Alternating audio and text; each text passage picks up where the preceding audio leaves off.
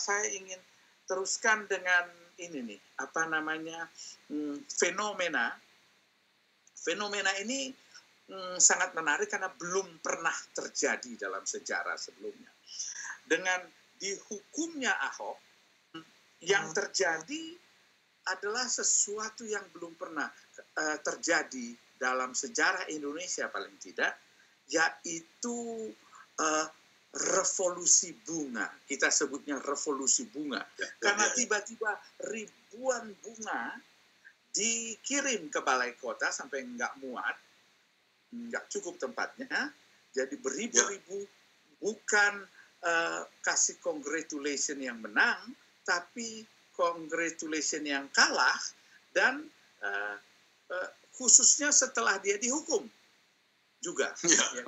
Nah, kasusnya dihukum ini fenomenanya berlanjut di luar Indonesia, yaitu dengan aksi solidaritas dan candlelight vigil dari ujung dunia sampai ujung dunia. Jadi dari ujung Eropa, termasuk Skandinavia, Asia, dan Amerika, Australia, Kanada.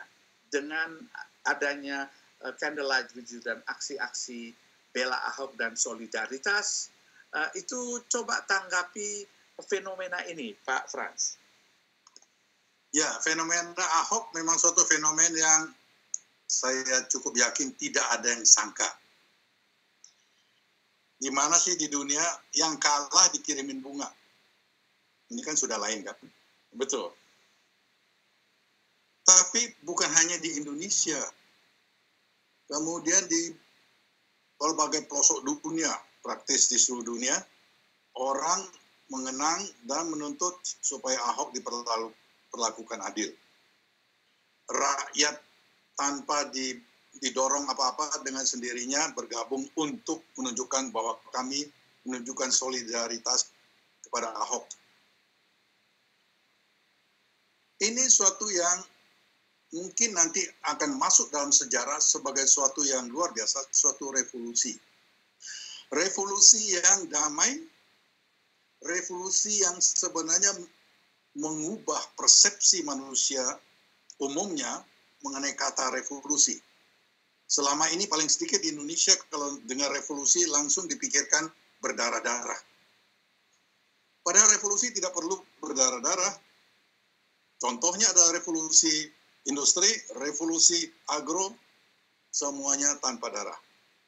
Nah sekarang ini revolusi, kalau mau disebut revolusi bunga dan revolusi lilin, silakan. Ya nanti mungkin suatu hari orang akan coin itu sebagai suatu revolusi spesial. Tapi itu mempersatukan orang-orang yang merasa bahwa nurani mereka tidak bisa menerima perlakuan terhadap Ahok yang tidak adil.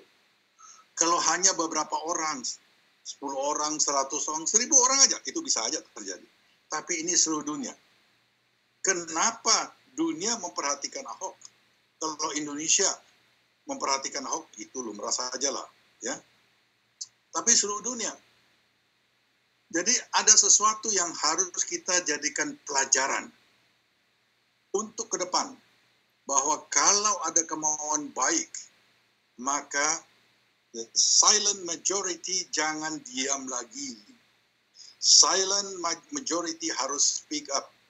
Tunjukkan bahwa kami tidak setuju dengan kondisi yang tidak adil ini.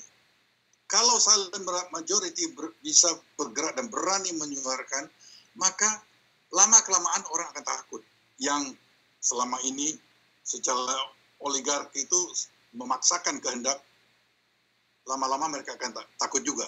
Karena kalau air sudah, ingat ya, air setetes-tetes hanya, ya bisa memang air setetes bisa melubangi batu.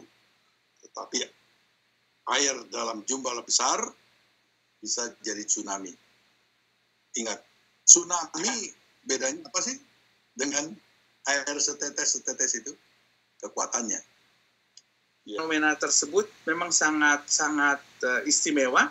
Jadi kita sebut revolusi bunga di Indonesia, di Jakarta khususnya, dan revolusi damai di luar Indonesia. Ya, Oke. Ya.